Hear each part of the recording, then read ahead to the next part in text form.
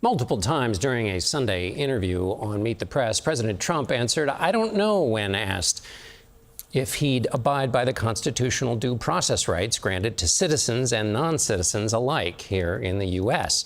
To help us understand the role due process plays in America's rule of law, for tonight's interview, we're joined by CBS legal contributor and Loyola Law School professor Jessica Levinson. Okay, Jessica, let's start. It's older than the Constitution, right? Due process. Can you locate it for us in human history? You were probably waiting for me to say these two words, the Magna Carta back in 1215, the King of England delineating that we have some rights. So you're right that this is not just part of the Constitution. Of course, the Due Process Clause appears both in the Fifth Amendment as a protection against the federal government and the 14th Amendment as a protection against state governments.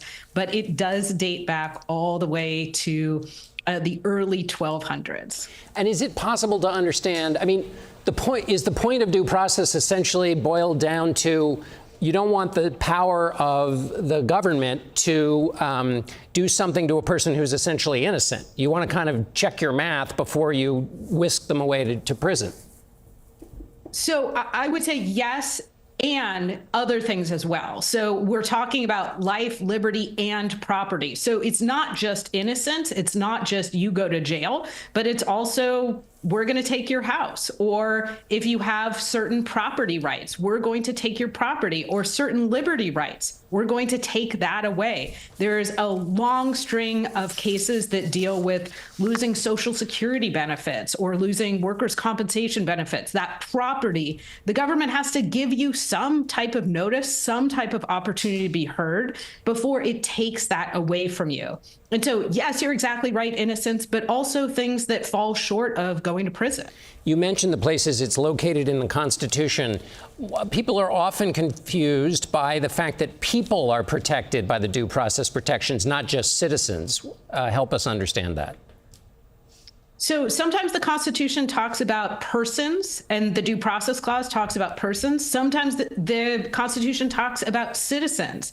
And not only does the Constitution, the words of the Constitution say persons when it comes to the Due Process Clauses, but also that's how the Supreme Court has interpreted.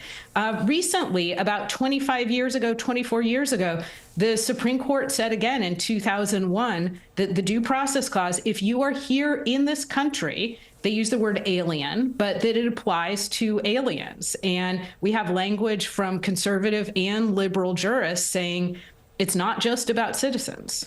Is there any other Supreme Court case or instance in which, say, if you're a president who debates this idea of due process, the president not only said, "I don't know," but he also suggested it would be highly inefficient to have due process? Is there anywhere else in the Supreme Court we can look for cases?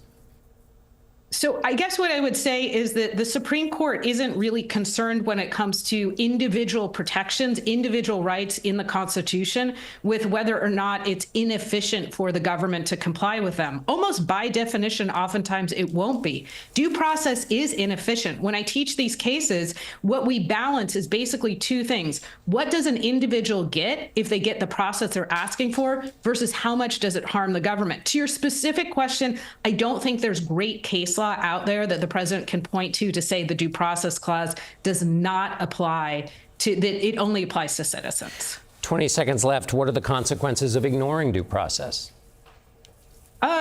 Significant in the sense of you have a government that can take away your property, can take away your liberty, potentially can take away your freedom without giving you the process to which you are entitled. And that's a very different government than the one we have now.